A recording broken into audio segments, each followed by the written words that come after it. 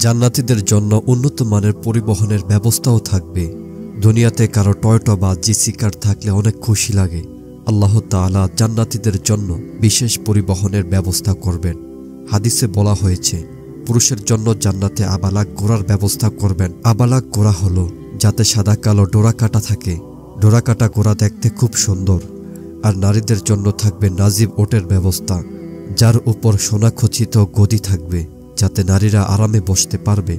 ঘোড়া চালানো যেহেতু একটু কষ্টের, এই জন্য আল্লাহ তাআলা পুরুষদের জন্য রেখেছেন ঘোড়ার ব্যবস্থা। আর যেহেতু নারীরা কিছুটা দুর্বল, এই জন্য তাদেরকে ওটের পরিবহন দেওয়া হবে। এখানে আল্লাহ তাআলা নারীদের প্রতি বিশেষ করুণা প্রদর্শন করেছেন।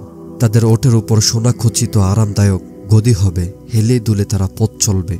হাদিসে আরও উল্লেখ আছে, পুরুষ ও নারীদের বাহন ঘোড়া ও ওট সুমিষ্ট আওয়াজ বের করবে। সে আওয়াজ দুনিয়ার ওট ঘোড়ার মতো বৃষ্টি হবে না।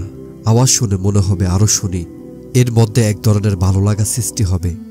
দুনিয়াতে আমরা দেখি নারীরা কাজ করার সময় ট্যাব বা রেকর্ডিং বাজিয়ে বয়ান, ভাষণ, নাত, কোরআন তেলাওয়াত শুনতে পছন্দ করে। এটা আলাদা বিষয়। স্বামীর আওয়াজ ছাড়া অন্য কোনো আওয়াজ শোনা উচিত নয়।